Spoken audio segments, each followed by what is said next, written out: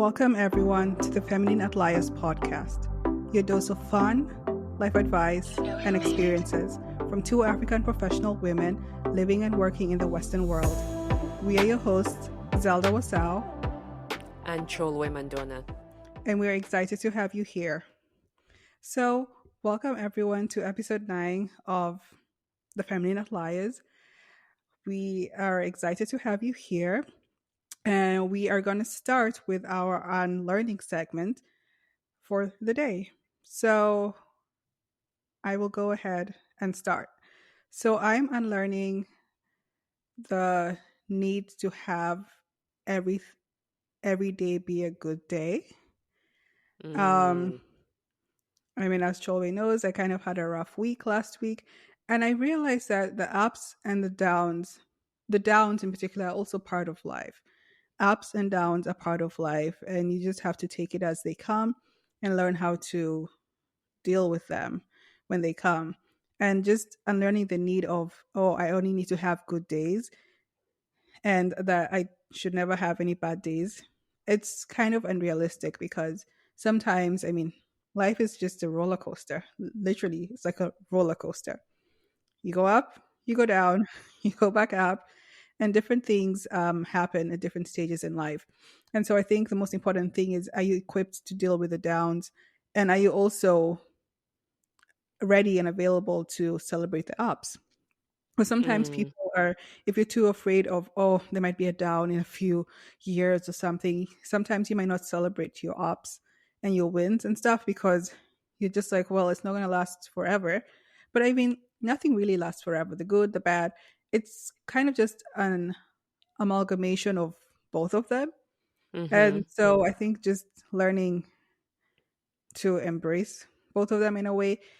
And it's hard to embrace the downs, but just realizing that it's part of life and that you can't necessarily wish it away all the time is fine. Because that, like, really what tends to make or break a person is how they deal with difficulties. So just having the mindset of, oh yeah, it's fine to have bad days, but what are you going to do with those bad days? Are you making the most of them? Are you learning from whatever, if there's something to learn from?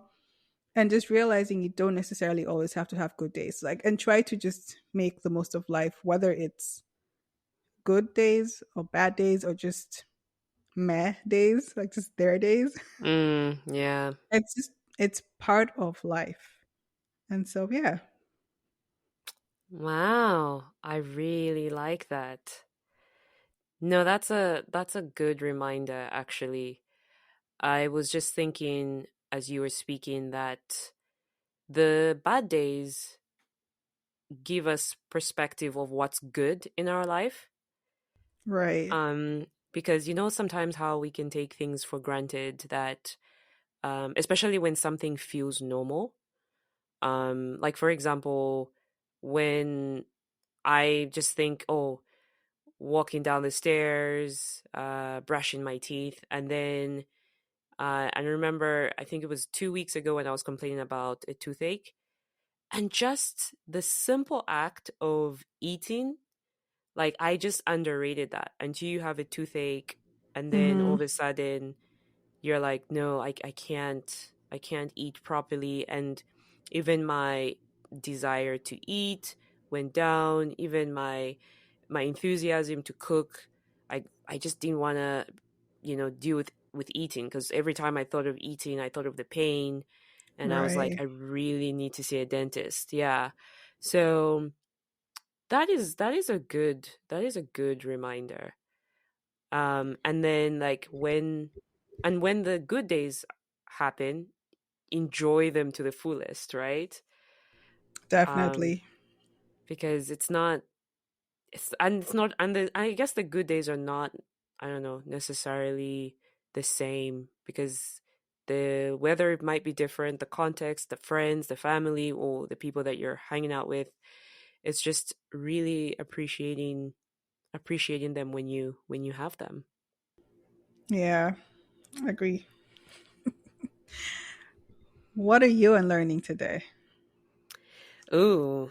Um, Today I am unlearning that rushing is a part of life.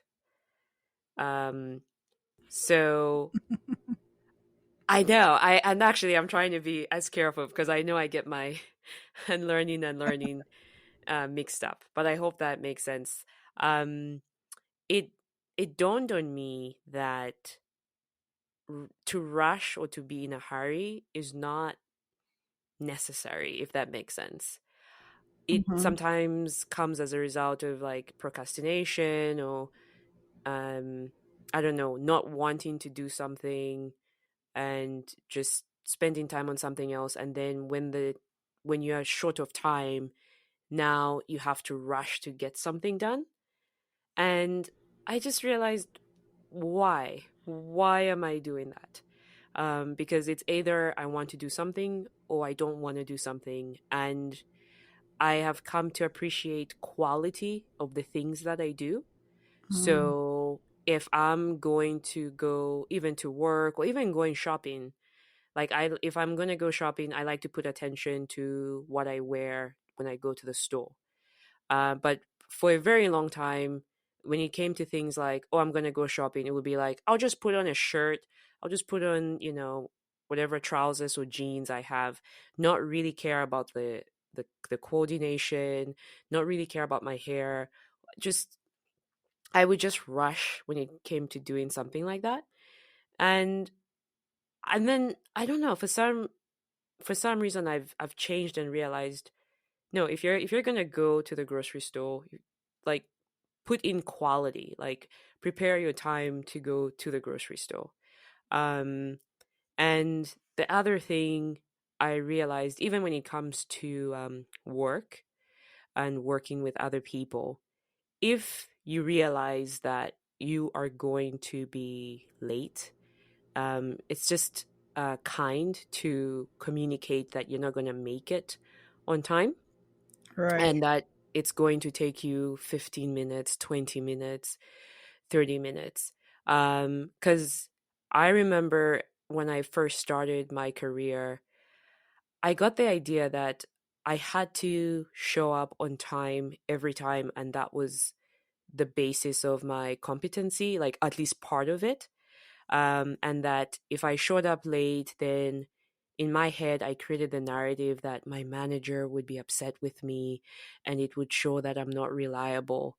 I mean, obviously, if you keep doing it, there's either a trend or a habit that you have, or a struggle of getting to work on time. But if you can communicate that and just be kind about it and say, I'm only going to make it to the office after 30 minutes. And then you could still, whatever, I don't know whether you're preparing your meal or preparing your clothes, um, and just doing things right so that you don't end up doing something that, might be hurtful, like over speeding and you get in an accident, or I don't know, you forget to turn off the oven because you're rushing and trying to get to work, and then the next thing the house is on fire, heaven forbid, right? So there just this there are other ways you can communicate and not hurry, because there's really no reason to hurry up. And except in obviously the situations where the deadline or the due date has been defined, like an application. It's way harder for you to, let's say, if you're applying to university, it's probably way harder for you to tell the university administration that you couldn't, get your application in on time because of these reasons.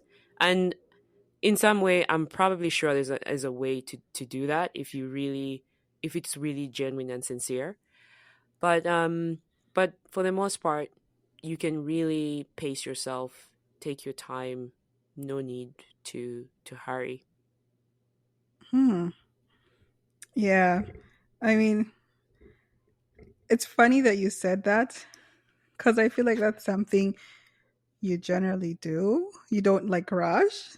I mean, from Mm. my perspective, number one example that totally killed me is when you drive. Like, Oh.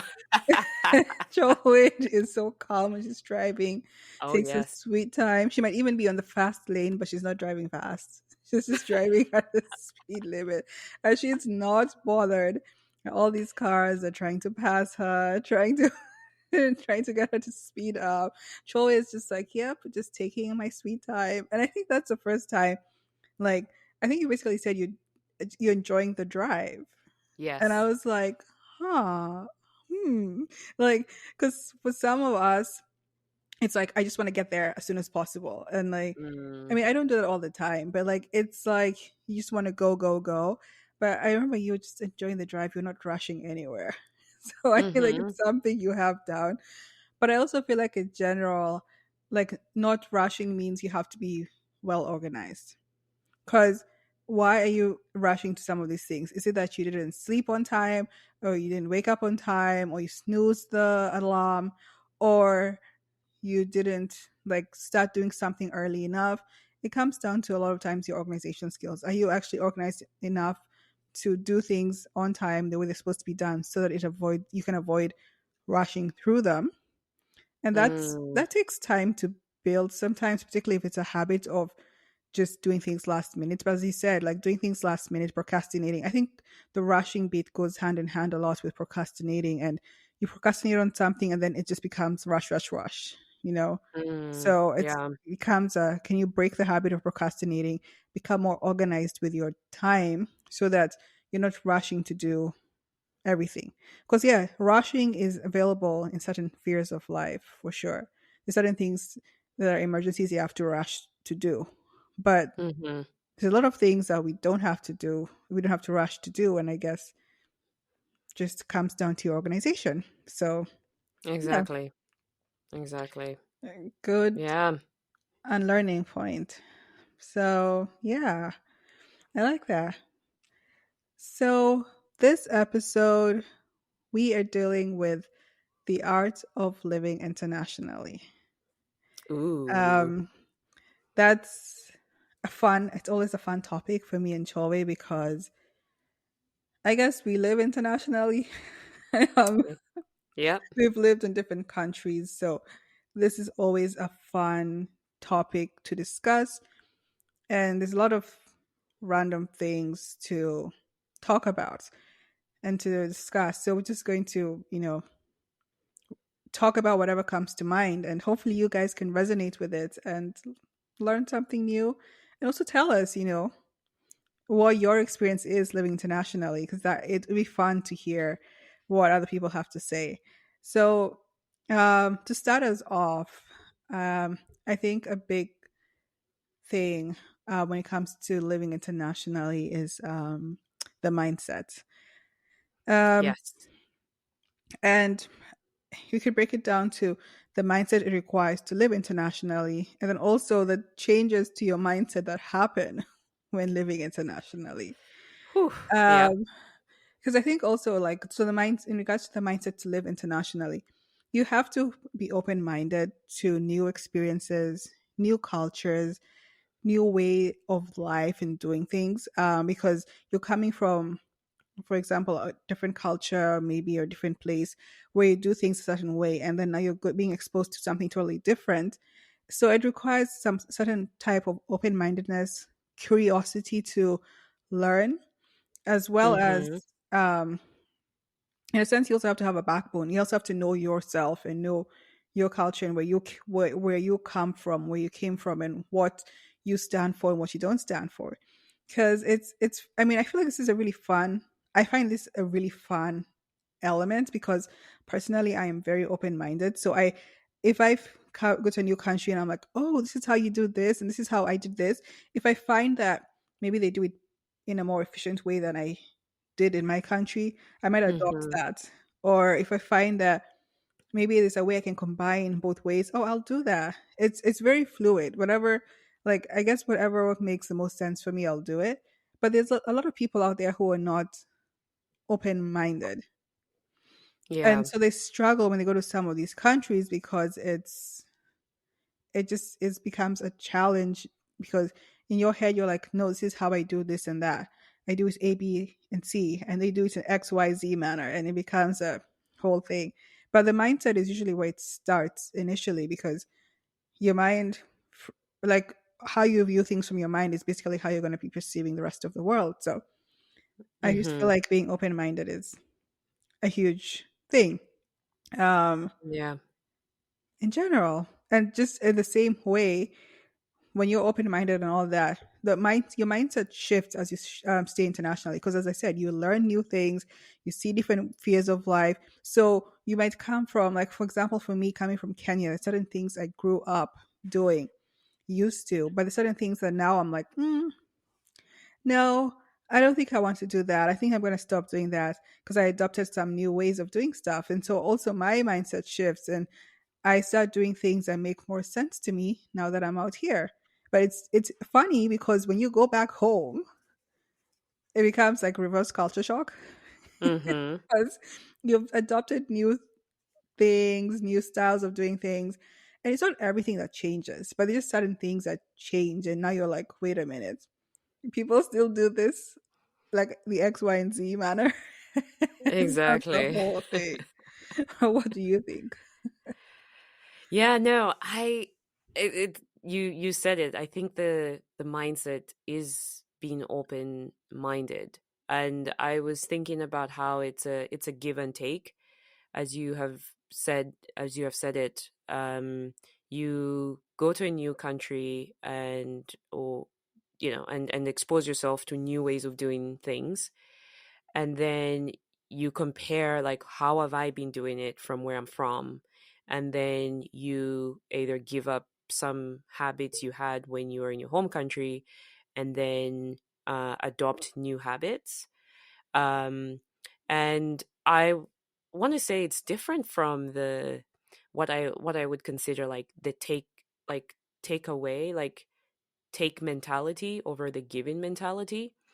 um Mm, because one thing, I think what we are trying to do even with this podcast is we are showcasing who we are from our African, background, and acknowledging that we are African, and we are living in the Western world, and right.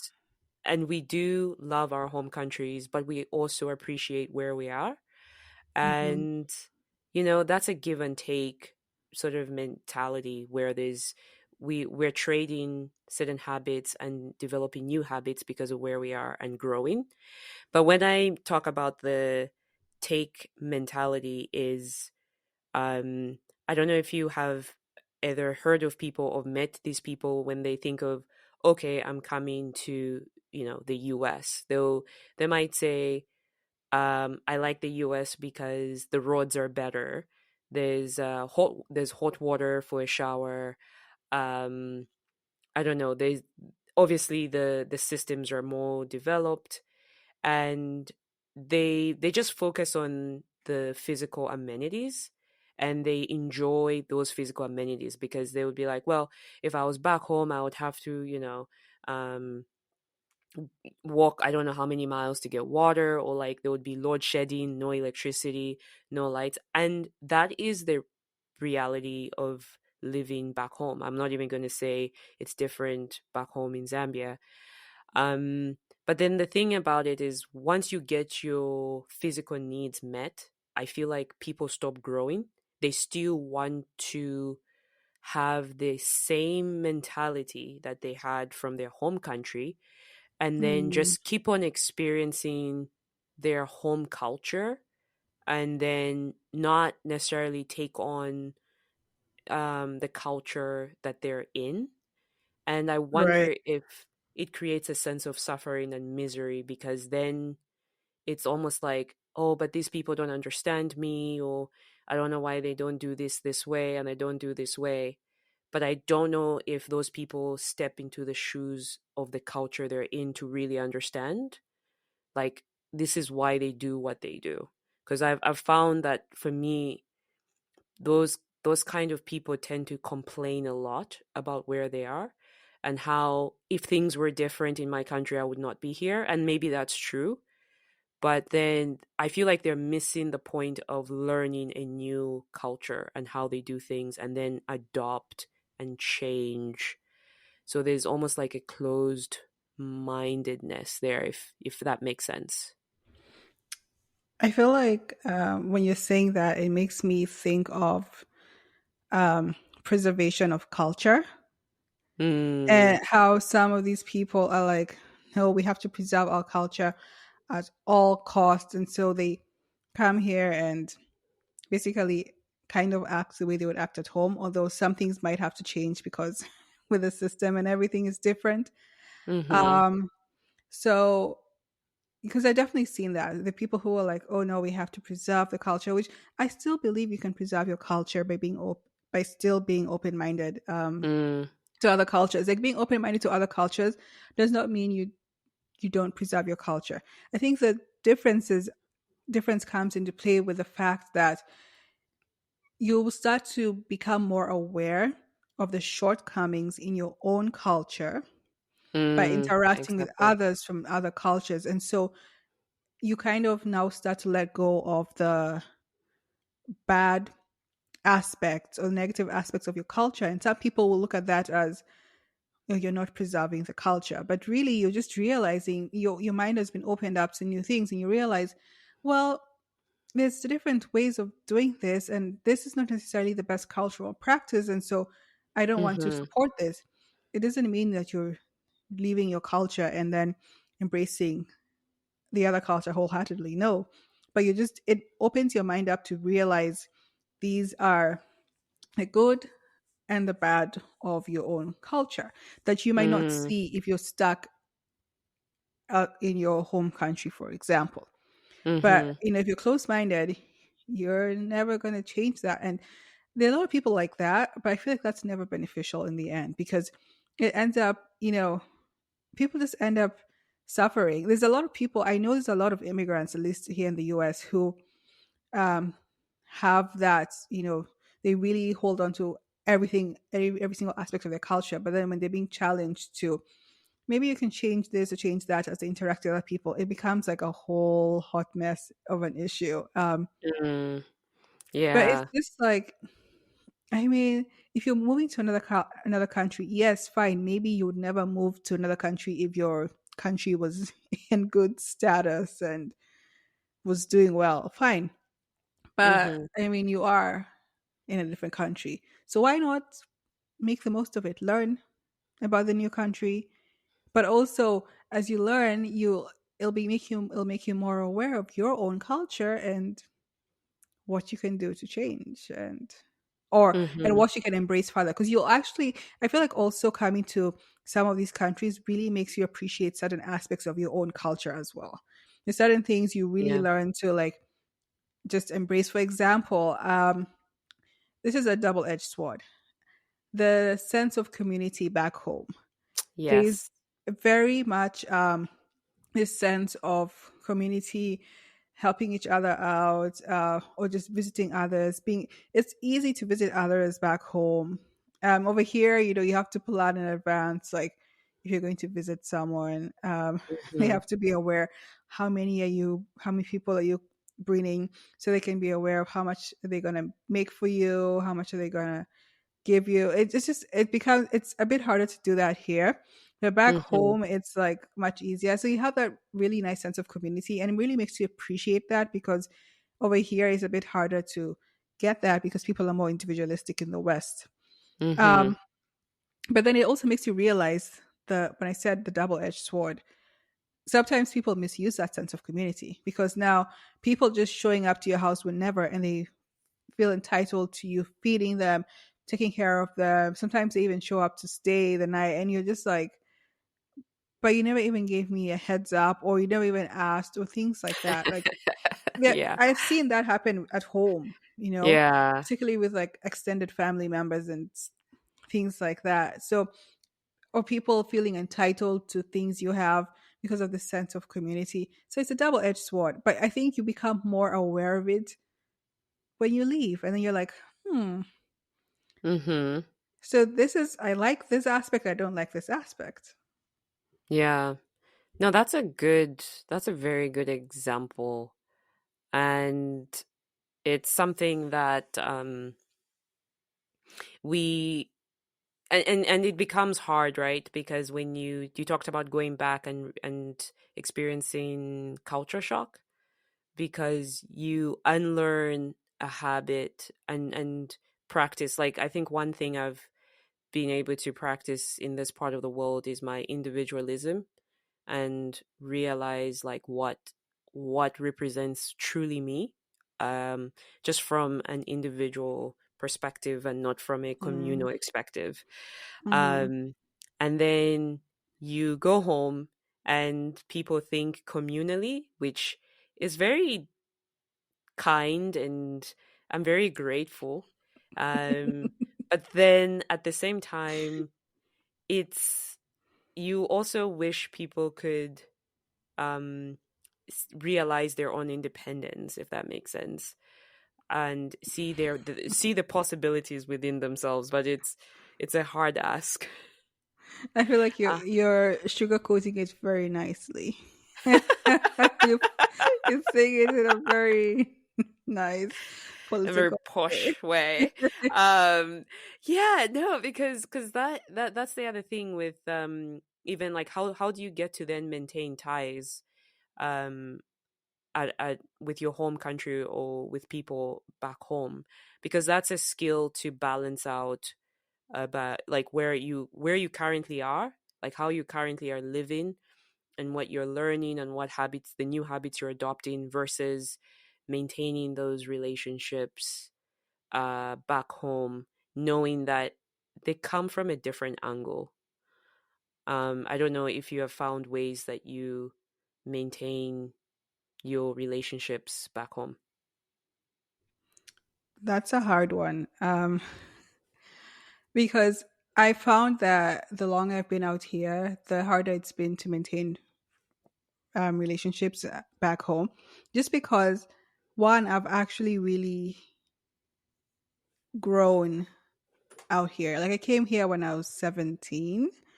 Um, Mm, very naive, very came from really sheltered background. And I've really grown into the woman I am today. And it's like the person I was when I left when I was 17 is mm-hmm, very different from the person I am today.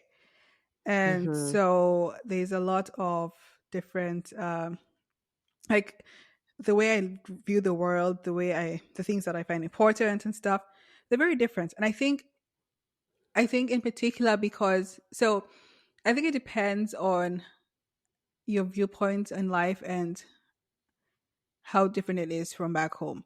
Because if there are a lot of, my fellow Kenyans who come here and they just like, come here, work, work, work, send money home, do that. And it's just kind of slightly different mentality shift, but not as big. But like, for mm-hmm, example, one of the things that I find really hard per se going home is I have learned that one, I absolutely love to travel. mm-hmm. Like that's become a part of me, right? And yes, I like luxury travel. And Yep. yes, I am at a stage that I can afford it.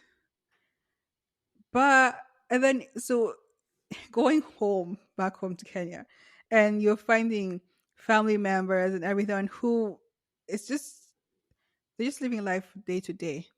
They would Mm-hmm, never even think about travel, mm-hmm, out of the country and stuff like that. And so you'll hear like, oh, I want to travel, I want to do this. Like you start to see the disconnect and the distance because the mm-hmm, things that they like that go that they get that goes that basically they do day to day and all that, it differs from yours. Like your value system, what you find important. And I feel like the bigger the difference, the harder it is mm-hmm, to reconcile certain things. So I find that when I go to mm, Kenya, for example, I will not like there's certain things, aspects of myself here that I will tone down yeah, when I go, just because mm-hmm, that the people you're dealing with can't really necessarily. handle it, or it'll come off like in a bad way or Bragging. something like that. Exactly. So the sudden, so I feel like it becomes a little bit difficult. It's become a bit difficult for me. The people who I feel like I'm still friends with are people who can really associate with that, and Hmm. there are people who have, for the most part, have actually lived abroad Yeah. and maybe are back in Kenya, for Mm. example. Um, there are a few people who I still chat with here and there who have never left, but I also find it's a bit challenging. So when they say Hmm. certain things like, "Oh, when are you going to come back to Kenya? Are you going to like work here? Are you going to do this?" And in my head, I'm just like, right now, no. But Yeah. you don't want to tell someone that, and it's Yeah. it becomes hard because I think the way because I've been so exposed to different things in the world, my Hmm. mindset, my horizon has opened up. Right. Whereas, and granted, I've gotten these opportunities. I'm really grateful for these opportunities, but their horizon is still Kenya, or Hmm. so what I view and what they view is different things. So I basically Hmm. just try to interact with them at their level Exactly. and Yeah. then move on. But that also means that sometimes you don't have as deep meaning like relationship with certain people because you're not at the same like Level. level or things in life. Like you're in different lanes in life. People who you're kind of parallel lanes, kind of heading the right direction and stuff, they understand you, you know. Hmm.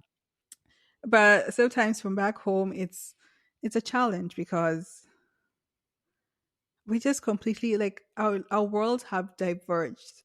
Maybe if I was Exactly. still in Kenya I would be thinking like that, but I'm not. So Hmm. No, that's yeah. true. No, I 100% agree. And I also just find myself, when I am in Zambia, I find myself putting like I, like I think from the Zambian perspective. Of course, my American UK perspective will come in once in a while. I think the first thing that I notice, and I think my family notice and my friends notice, is my accent is different. It's not as Zambian. And my dad teases me a little bit about it, but he's just being a teaser, so that's fine. And and shout out to my parents and family and for just accepting me for who I am, like for the person that I am today, and not being like, oh, you've changed, or this and that. They just are like, okay, this is the person that she is now. And I agree with you with friends, that I have very few still deep connected friendships, I would say, because obviously we have moved on. It's very clear that we've moved on, and and what you said was just very true about like like once the mind has expanded, you can take it back to its original form.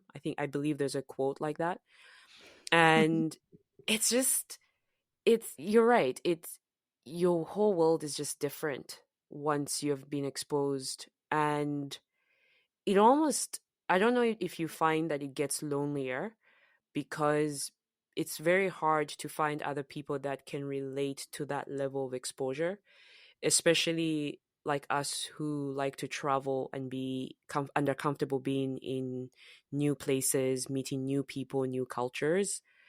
It and the mind keeps expanding and expanding, and it's very hard to just find people that you can say you get it. Um, but Mhm. they do exist. Um, but going back to the idea of relating to people in our home country, it's just meeting them at their level.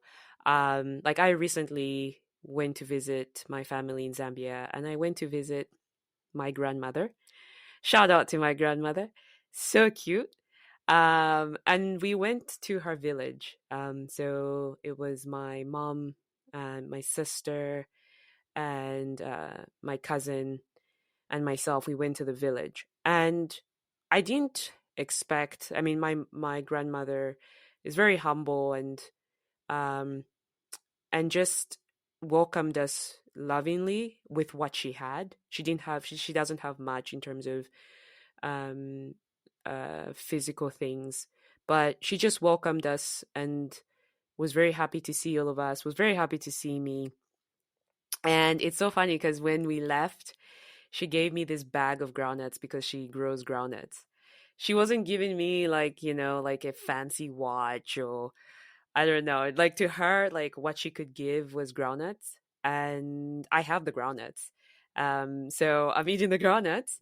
So it's the simple things, and it wasn't like I didn't expect so much from her, but I enjoyed my time with her with what she could offer, and it wasn't glamorous, and maybe she doesn't know about chat GT or AI and like the experiences I've had, and I couldn't explain to her because I don't know if she can actually imagine some of the things I have done and the places I've been to. So I just instead have that, like, one, respect, and then two, empathy, and then three, gratitude. And that's the currency I use when I go back home. So it's not so that it's just like, I'm the one who chose to leave and have these experiences. So there's a sweet kind of like you have to do like a switch, like a switcheroo thing. And then when I get back here, it's just like, okay, I'm back into my own routine and doing the thing and connecting with my friends, with the friends that I have now, and in the way that I want to connect with them and enjoy my time here. So Right. I mean, that's interesting. Because it goes like I think the statement you said that sometimes it feels lonely. mhm. And it can definitely feel like that because, for example, like moving away from your family and living somewhere else because you're like, oh, I just want to try different places, experience different things, and maybe your family is just going to stay in one place. It Mhm. requires a certain, I mean, level of courage because you're leaving your family, you're going elsewhere, and you have to be ready to just kind of deal with that. And I mean, obviously, there are other people like us out there, but also it takes a little bit digging to A lot find of digging. find these people, make friends with them, with like-minded people. It just takes a lot more b- purposefulness, and Mhm. you have to really put some thought into it. But there are definitely people out there, and it just, I guess, takes time and just being, as I said, being purposeful about what you want to do. But Mhm. I think some of the fun parts when it comes to, living internationally, for example, is, as you're exposed to different cultures, you're exposed to different types of food, Yep. you get to enjoy it, and you get to just, for me, it's just mind boggling how there's so many different types of amazing dishes out there. And I'm like, oh my goodness, I love this. Mhm. I would try this. Like, for example, I love seafood. Seafood is not a big thing in Kenya in general. I mean, we're not Yeah. landlocked, but even if you go to the coast, like, I don't think seafood is as big of a thing. But Mhm. being exposed to, for example, Asian cuisine, they have a lot of like seafood in their cuisines, and I love it. And like just, and I'm like, wow, I've been missing out on this for such a long time. And this is some of the fun things about living internationally. I mean, living in Grenada, for example, their national dish is oil down. Mm. And it's basically like a stew with like yam and a lot of other things mixed into it. Oh. And it's, I mean, it's a nice dish. And or like they love nutmeg ice cream because they're a nutmeg island, so they grow a lot of nutmeg. And I've Oh. just been exposed to some of these things, and I'm like, this is cool. Like, there's a whole world out there. Um, Mhm. to find out and learn and experience these new things. So it's fun. It Doing is. that, new experiences, be it kayaking, skydiving, whatever it is, different things that going abroad can expose you to and can really make your life colorful and interesting and fun, that it makes you appreciate the world. And yes, we Mhm. do have a privilege in the sense that we can do this. Mhm. I'm very much well aware of that. Um, but it's such an exciting, you know, I guess, privilege to have and just partake in, of just being able to experience these new things. I miss the sausage rolls in the UK. Shout And out. Whoop, whoop. Yep. the Victoria sponge cake. Yep. Yes. um and there's so many Yeah. different things that you miss from some of these countries, and you're like, wow. Exactly. No, I can relate because I did skiing in Colorado. Shout out to Colorado, the Rockies. Love that place. And if someone had asked me that one day you're gonna go skiing, I would not believe them at all. Um, but I stayed long enough in Colorado to just want to try it out and learn and experience it. Hmm. And man, when you're on that mountain, I mean, at the top of the mountain, and then you start coming down, and you can ski. It's just like, man, you just feel light and breezy. It's cold, but it's fun, and you're just like, wow, this is what life is about. And I'm also thinking about salsa dancing. I mean, my friend and I would go salsa dancing as well in Colorado, and I just met really cool people. Um, and even the idea of me dancing as an adult in public, I don't know, like I used to dance a little bit when I was younger, but there's just it's just so fun. And the food, amazing. I mean, if you think about it, we had an episode on food without borders, and a lot of my different food experiences were in the US and also now in the UK. And it's just amazing how one country has so many cuisines and so many cultures, and you can enjoy the different cultures. And unfortunately, sometimes the political scene makes it seem that there's so much difference, but there is so much beauty in all these cultures to be in one place and to like Hmm. and just bring out their flavor. um it's ah it's been amazing as well, I would say, and colorful, because it's funny because I'm thinking, when I look back and let's say I'm 80, I can kind of be like, wow, I did this, I did that. This was amazing. And sharing these stories with, grandkids and other people would be like such a cool thought to have. So there is a beauty in traveling for sure, or living in another country. There definitely is. It's fun. I just love meeting new people. Like, that's why, like, for example, my friends are from all over, Mhm. and learning more about their culture, them learning more about my culture, my traditions. It's a really fun process. Like, I feel like in this day and age, we focus a lot on differences Mhm. that we have with each other, instead of focusing on, the beauty in these differences. Because if we were all the same, this world would be so boring. I Like, know. there's a beauty in different cultures, different looking people, different everything. There's a beauty in that. And I think, like, we Mhm. need to embrace the beauty in that. That's why, like, Yeah. people don't know how to, one, agree to disagree.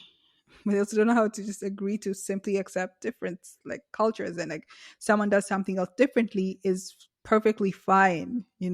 Mhm. And that's one thing you learn as you move around the world and meet new people, see how people do different things. You realize, fine, like, we all I mean, at the base of it, we're all the same, but we just do things differently, and it's great. I I mean, know.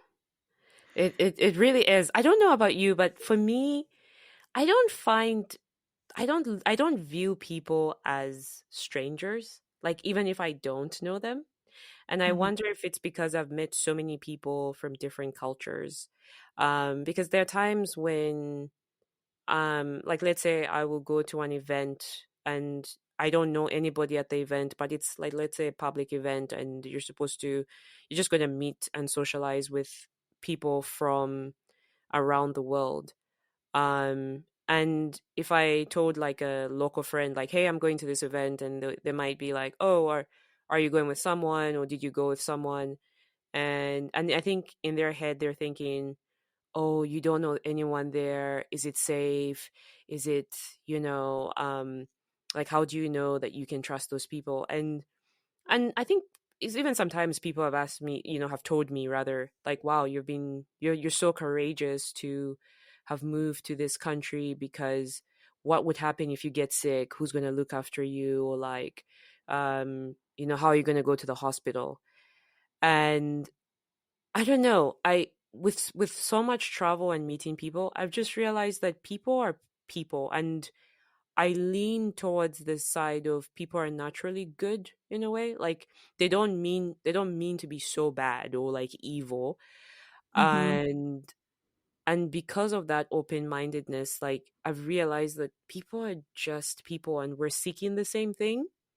right. And like it's not, I don't know how to say this, like, and I think we talked about this again in Food Without Borders about calling foods exotic when to another Mhm, person that's their national dish and they eat it every day.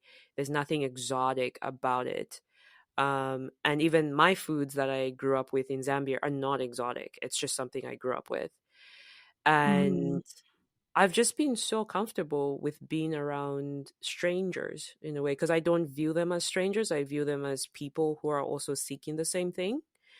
Um, and I think it's the same like back home. Like there are people who, they're probably like thieves in, like in the UK, in the US, just the same way they are thieves in like Zambia. So I would treat the same scrutiny in these places the same way I would do in my home country. And depending on obviously context and being knowledgeable, like, okay, maybe it's a little bit different and this is how it's different. But I wouldn't per se say like, oh, yeah, because whatever, if I got sick and I had to go to the hospital, I think people will try and take me to the hospital. And I think people will do the same thing, whether I'm in the US, the UK, wherever in the world, just because. So I don't know. Do you, if you feel you don't necessarily feel this sense of being a stranger in a country, like in a new country? mm, huh. So, I guess in a new country, I guess what you're saying, and I agree with that. I don't know if I'd use the word stranger. I don't know what Mm, word I'd use, but I mean, obviously, if I'm in a new country, particularly a country that they don't speak the same language as me, clearly I don't mm, look like them, and things like that. Obviously, it'll be obvious that I'm a foreigner. Um, and you still feel foreign, but I feel like it's the aspect of realizing and remembering that people are just people at the end of the day. There's good and there's bad people mm-hmm, in all countries. I think that's just mm-hmm, the baseline of how to approach those situations, particularly when you're in a country where people don't look like you, they don't talk like you, they don't do anything like you, mm-hmm, and it's this difference is that stark. It's just reminding you that people are just people. Fine, you might have some difficulty communicating, but if you mm-hmm, approach it like that, you'll really enjoy your time there, mm-hmm, because you'll be more open minded. You'll be able to just experience it, have a more wholesome experience. And mm, I mean, I guess like in the sense that it's the same thing when I interact with people. I'm not thinking about necessarily like where are you from, and is that going to affect how we relate or something like that, for example, mm, because or like what religion are you from, I Yeah. mean, there's very few people I would count off for religion. Hey, that's only if it's something extreme, extreme, extreme. But like Mhm. for me in general, like it doesn't matter. Like, oh, you're Hindu, you're Buddhist, you're Muslim, you're Jewish, you're whatever, name it out there. I mean, as long as it's not something that I totally don't stand for or something. But I mean, like, that's not going to affect me being friends with you. There might be certain values we might have that are different, but it's not going to affect me looking at you and me being friends with you. And I think that's important, and that comes with the territory of living internationally. You just open minded to meet new people, become great friends with different people. Because like for me, all my great friends, like over the past few years, ever since I came here, they've been from all over the world, different Mm. religion, and it's beautiful just experiencing this amalgamation of cultures and everything. It just makes it Mhm. fun. Um, Yeah. it's another fun thing that I don't know if it's fun. It is fun. It's just kind of silly. Mhm. And I don't know if you've experienced this. I'm pretty sure you have, most likely. Mm. But when it comes to driving, um, so in Kenya, okay, let's see if I get my hands right. So wait, so in America, we drive. The driver is on the left. Um, And so Yes. in Kenya, the driver is on the right. Right. We drive on Yes. the opposite side of the road. Yep. And I remember I learned how to drive in Kenya, but I Mhm. barely drove when I came to the States for many years because in Miami, I mean, I didn't have a car. I didn't need to Mhm. drive. And then coming here, I mean, I think I just learned how to, I just got my license when I was actually in medical school when I was in New York. Like I when I would come home to visit my parents, that's when I got my driver's license. And so Mhm. I remember I used to get so confused. Like if I went home to Kenya and I drove, there's a time I was driving in Kenya and I was driving on the opposite side of the road. And my dad was like, "What are you doing? What are you doing?" Ah, And then I realized, yeah. oh my goodness, I'm driving the opposite side of the road because I was driving on the side of the road that we drive in the US. Then in the US, I haven't driven on the opposite side of the road, but everything is flipped, like the wipers, Yeah. the indicator, and I'll just be clicking. I wouldn't know which one I'm clicking. And it's such a Mm. funny problem because even like crossing the street, Yeah. you look the opposite side in Kenya. And so I Mhm. looked the opposite side and then I crossed, and then a car like this is in I was Miami, gonna stopped right there and then. I couldn't be hit by the car because I didn't look the right direction first because I was thinking about, and this is Mhm. what happens when you switch countries. There's some of these small, funny idiosyncrasies that you don't realize it, that you have to keep on switching in your head, and your head sometimes is taking forever to catch up. It's Mhm. like, wait a minute, you're in a different country. Okay, new currency, new this, new that, and Exactly. your head is still lagging behind, trying to catch up. And I just find it amusing because I mean I know where it's stemming from, and it's kind of cute and Mhm. funny. I mean, yes, it can be dangerous It if can you're be not. dangerous as well, yeah. Yeah, but for the most part, it's like it just it's just kind of like the icing, on top of the cake when you're done traveling and you're like, wow, this is so Exactly. hilarious that I'm having these problems. Or like when you like talk, maybe someone talks to you in something, like and you just respond back in a different way because you're Yeah. responding like that in a different country. Or I don't know, because like when I went to Peru in undergrad in Miami, and I remember Mm. at that time I was still taking French. And Mhm. so French and Spanish are not too far from each other. I feel like if you Yeah. learn one, you can easily learn the other. Yeah. So the locals will talk to me in Spanish and I would pick up on it and I'd respond in French without Mhm. realizing. And then they'd look at me so confused. And then I realized, oh my goodness, I responded in French. Mhm.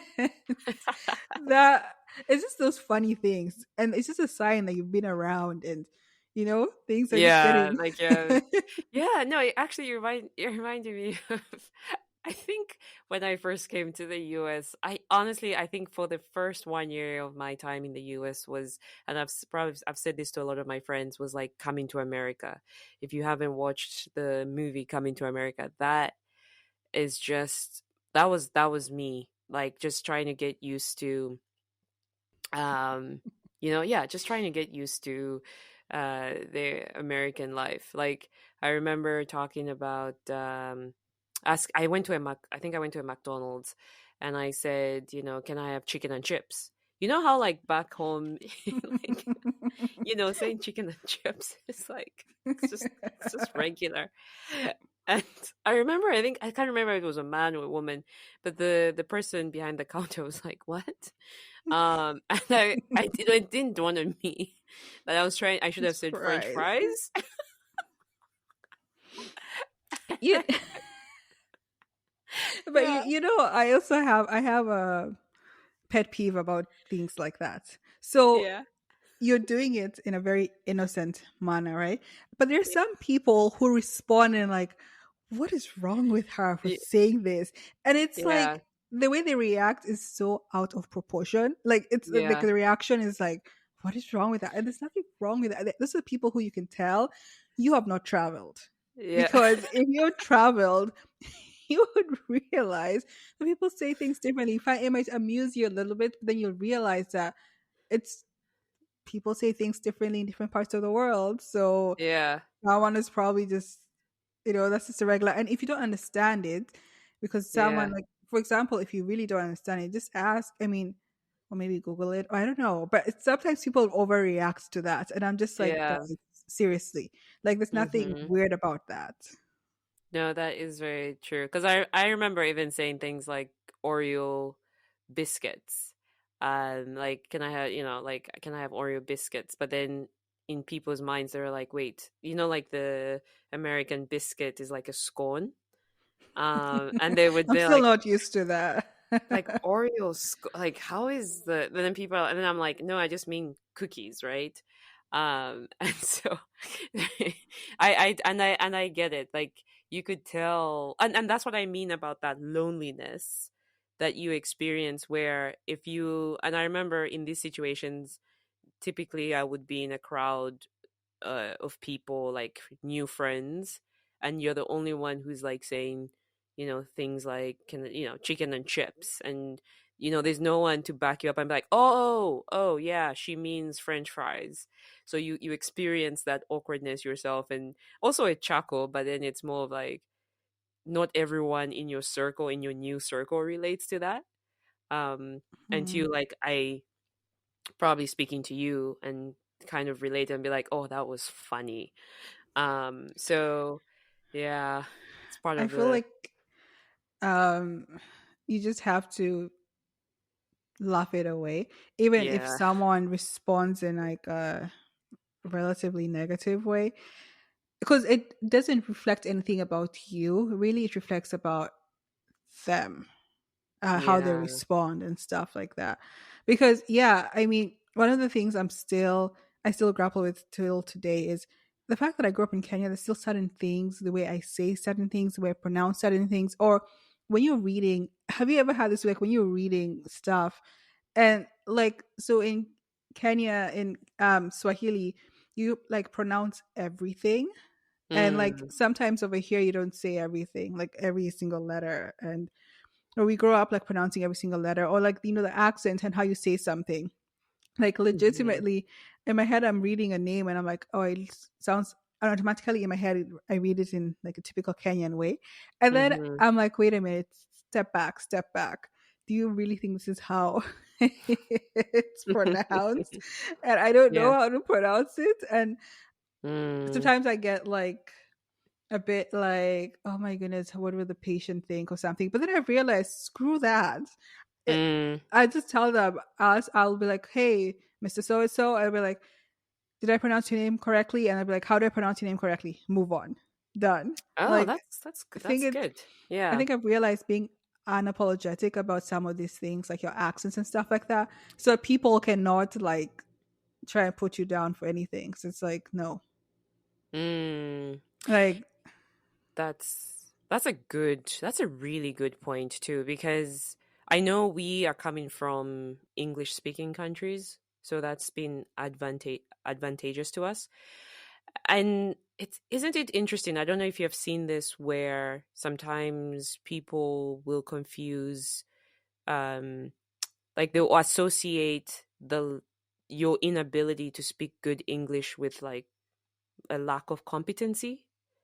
So like where you Right. find, like sometimes even I've been in situations where my Uber driver, was like a medical doctor in Russia, and something like that, and decided to move to another country or to the US, and for whatever reason, and maybe does not speak good English or for whatever reason.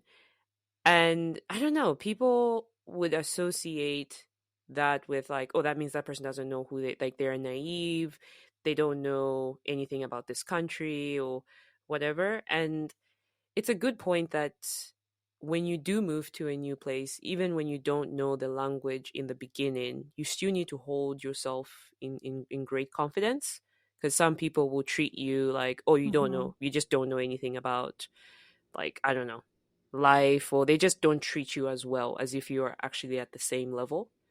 And that's very unfortunate, but yeah.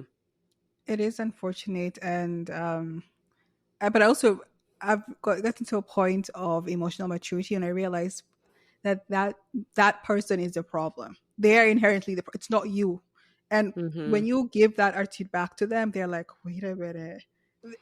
Makes them second guess their, because it's like, what is wrong with me saying that? Like, Mm, open up your mind, Sorry. In my yeah. head, I'm just like, expand your horizons and realize it. Because now when people say stuff and maybe I don't understand because of the accent, also the way I Mhm. ask and I say, oh, apologies, I don't understand you, but can you please repeat this? There's ways of going about these things.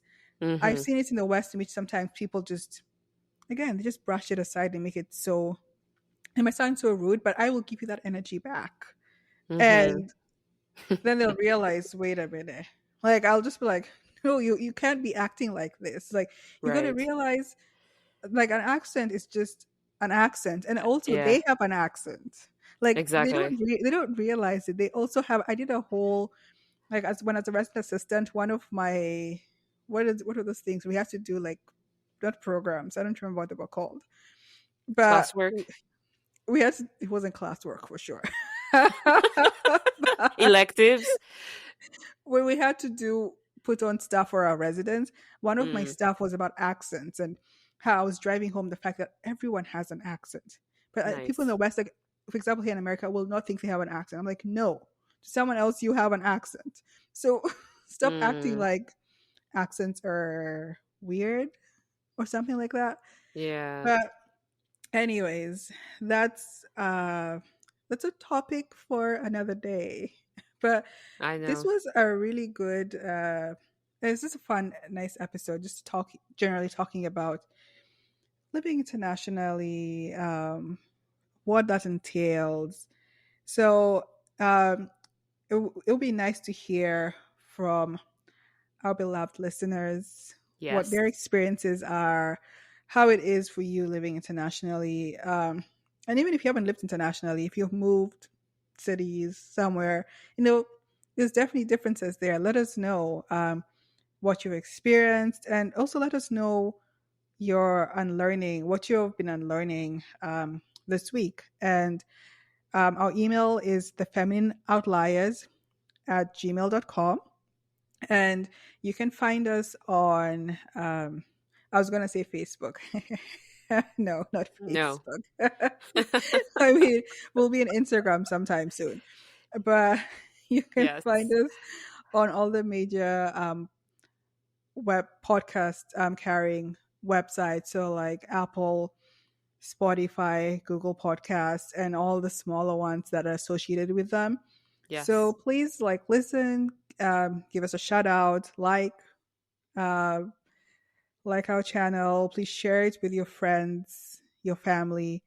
We would love to hear from anyone and everyone.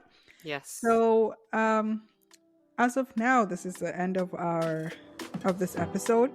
So, until next time, have fun, live large, and don't be afraid to be an outlier. Woo! Thank you guys. Have a good day, night, whatever time it is.